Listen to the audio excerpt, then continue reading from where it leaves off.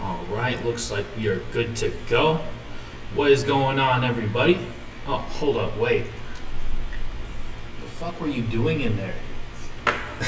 All right, well, all corny jokes aside, I hope everybody's had a fantastic day so far, a fantastic week. I know if you're in crypto right now, your portfolio's definitely had a great week. So, any other aspect of your life, I really don't have any control over it. All right. I don't have control over anything anyway whenever it comes to y'all's lives. Let's see, what do we got going on here? Welcome back, by the way. I appreciate y'all plugging in and everything. Yeah, a lot has happened. We've seen Bitcoin break some not new levels, but you know, some levels that we haven't seen it be around in a very long time. Pretty sure like since August, not August, like April, like June, July-ish times. So really glad to see that. Side note, I hope the video image is like noticeably clearer. I'm actually using a lens that I barely use at all, and for no good reason am I not using it. I usually use like a crop sensor lens, like a 16 to 55 G. And this is like one of my full frame lenses. You know, it's one of my full frame lenses. It's more of a wide angle, but since this is a crop sensor camera, you know, it should pretty much look like the same focal length of my old camera, plus I can zoom with it too. Not as much, of course, but yeah, I was kind of concerned right before this video and I was setting everything up. I dropped the camera on the floor. Thank God I had a cage on it. I thought I was gonna have to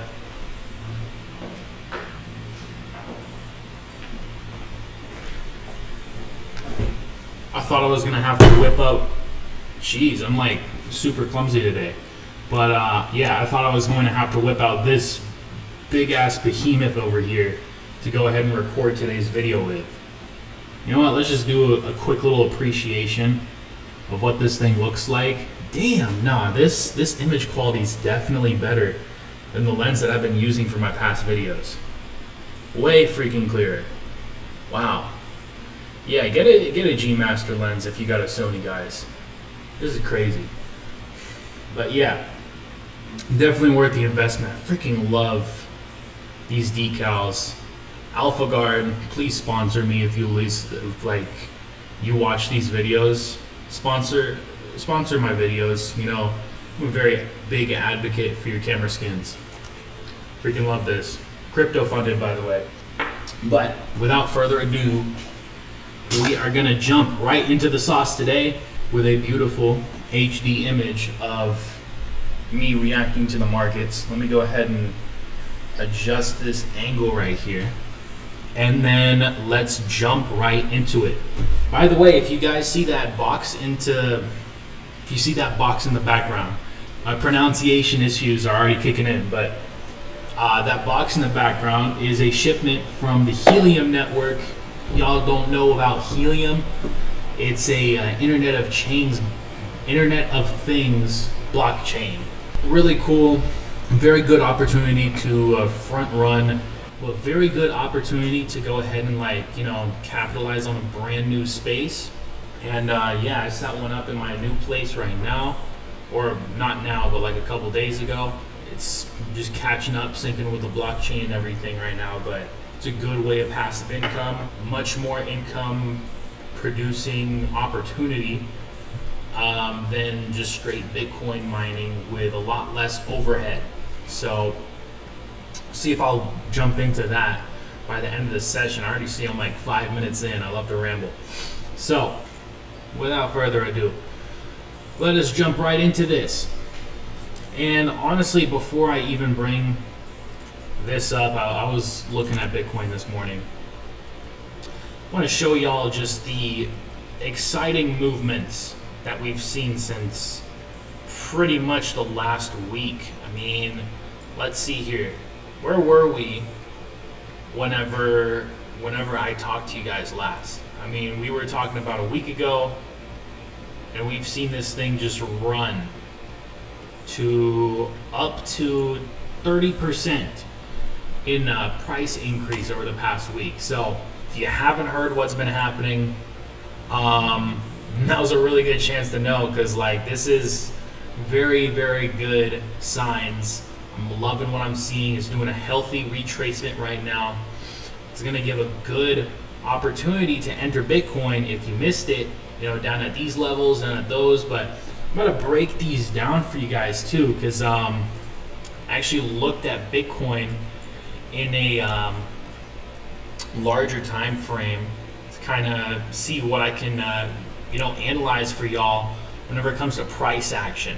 If you've noticed in my past videos, I don't really use indicators. The best indicator to really learn how to use is looking at the price action, because it tells you a story of what's happening in the market and whether buyers are in power, sellers are in power, without having to use an indicator that millions of other people are using at the same exact time. Chances are, if you see a high, equal highs over here, chances are millions of other people have that same resistance marked out. I mean, you got to look at it in the grand scheme of things, but not a lot of people look at price action. So if we looked here, this was a solid area that I had expected sellers to move into whenever it retraces back up here. See, it lines up with my 50% 618 levels. There's these two dashed lines were my 78.6, 88.6 levels. So that is the reasoning behind those areas that I have marked out prior. And just so happened to be that 1.618 of Fibonacci time off of this movement is lining up with that last retest before the continuation. So I'm really expecting for this retest to complete before we see another continuation up to the levels. We've already seen it push past and get rejected, so it's in the process of invalidating this next zone of resistance and flipping it into a support. But what I really enjoyed seeing over here is just the mere way that this zone held as a support after it just blasted past of it. Because more often than not, in a shaky market, whenever we see price just boom past a level, it doesn't typically hold and it just rejects straight downward afterward, because usually those levels are very significant.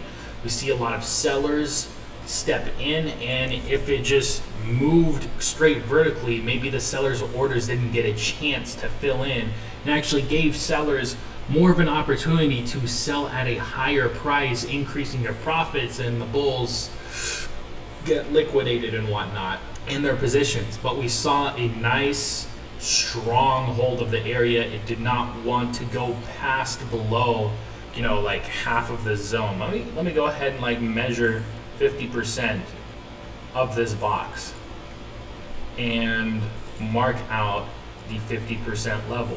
As we can see, it didn't even want to push that far below the 50% level. So super good sign.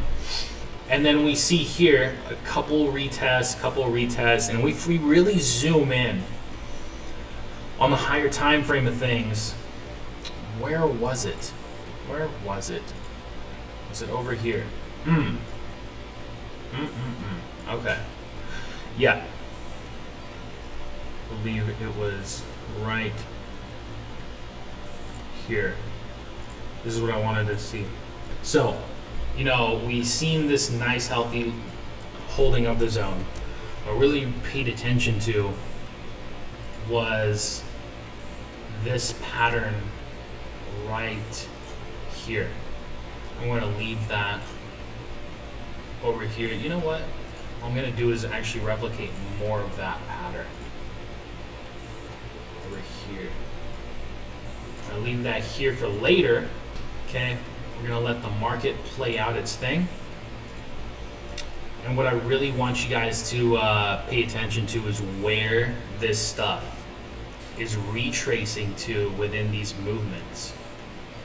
All right, over here, guess what? It was a textbook 50% to 618 retracement. It did push a little bit past 61.8%, but that's not something I'm going to trip about entirely. Whenever I'm seeing it continue and hold this zone, because it's in the process of holding, the last line of defense for sellers within, the last high that we were able to see.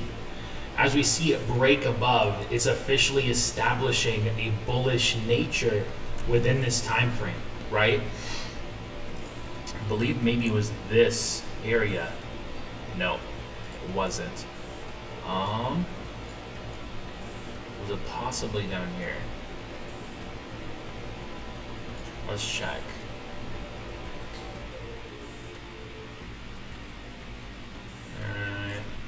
No.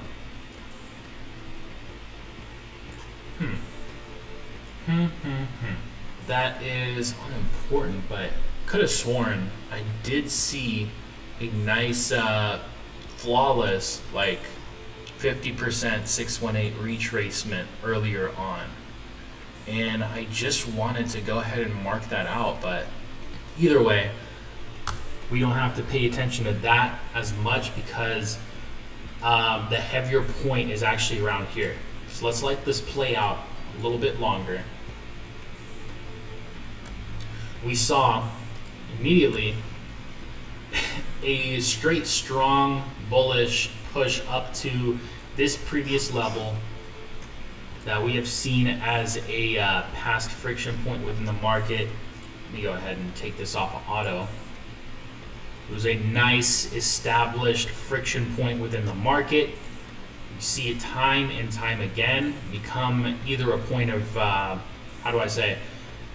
it's a point of just pivotal price action, where price either blasts past or it goes ahead and bounces off of this zone over and over and over again, multiple times, more times than I can count in less than a minute.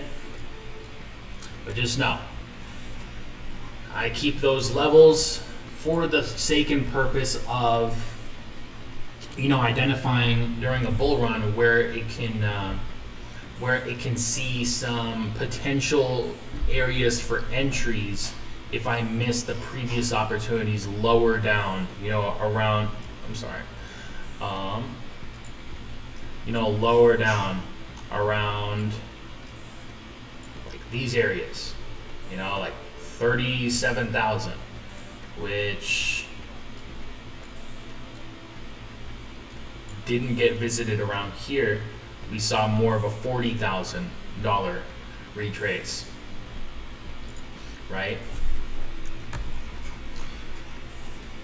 Let's let this play out a little bit more. And what we see here is basically just the price hanging around the level way longer than it typically does. Then if this zone was still strong and had a lot of sellers waiting in it, we would have just seen a very decisive bounce off of the zone like what I marked out earlier. Like that, it shouldn't have stuck around for how many hours? Let's see what time frame this was. Okay. Always get that caught up here. But hung out around the zone for the entirety of 14 hours, right? That's typically not the case whenever you see a healthy bounce. This area was just the maximum, the entirety of 3 hours before it retraced downwards. So that's just an example there. But what can we look for here, right? From low point to high point, we can expect the completion of the retracement before the continuation in 50% 618. So for those of you who guys want to enter in on a trading position or a nice buy entry to hold for the end of the bull run, possibly look for 52,000, between 52,000, mid 52 to 53, right? That would be a great opportunity to enter in on that. Other than that, I think that leads us to basically, what we're looking at right now. This would have been one of our scenarios. As we can see, the price action was very similar, but it seems to have done this in a smaller scale, sort of like that.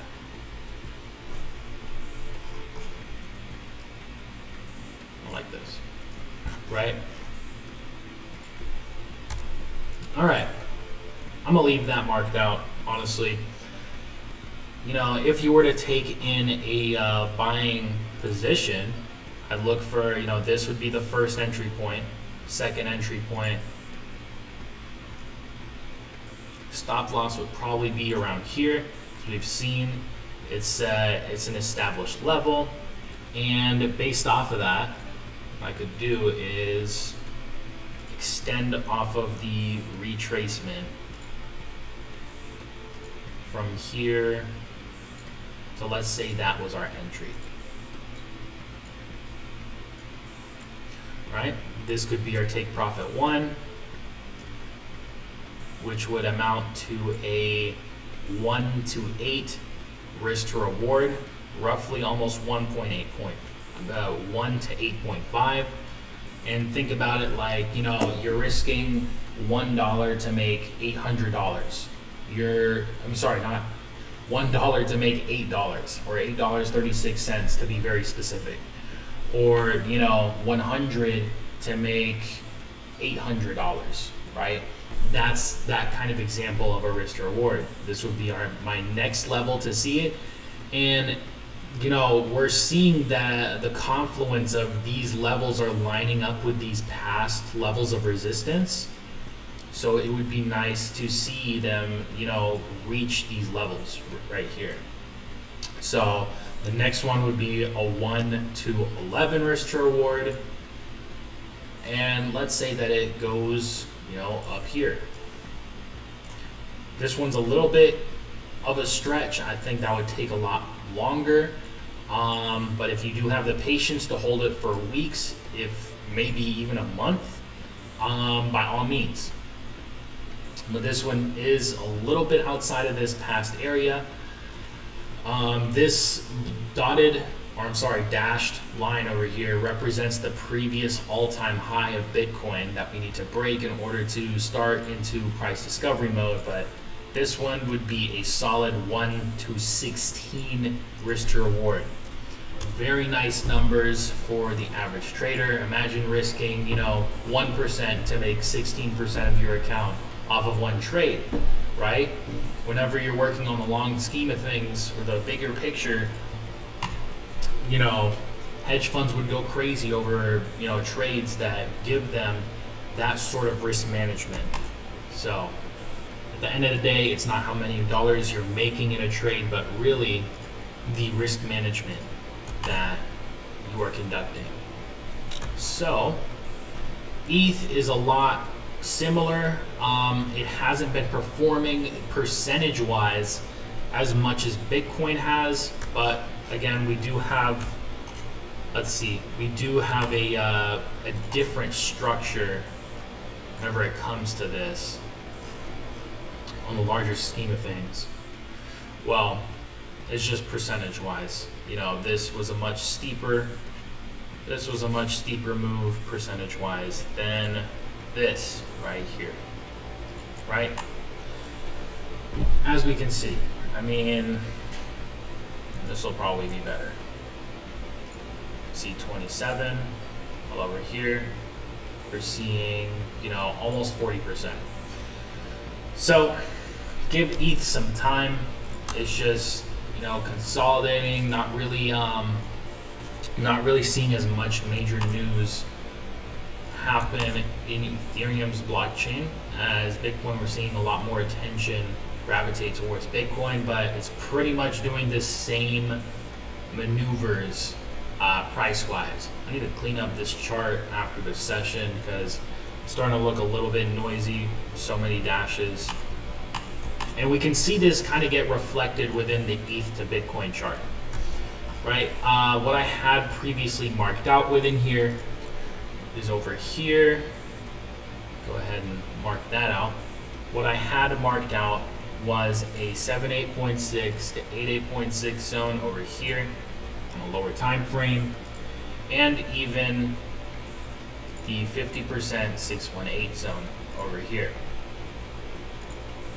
And I saw some healthy bounces, but I saw this wick just kind of concerning, and lo and behold, it stuck around the area a lot longer than it should have for a continuation, and then it just sort of broke right through the zone. Tested once, tested twice, and that was after hanging around this 786, 886. It pushed below it. It's not a good sign at all for a continuation of trend. So, and in the end, it invalidated the zone on the smaller time frame. But in the larger time frame over here, what I'm seeing is just sort of a coil in, right?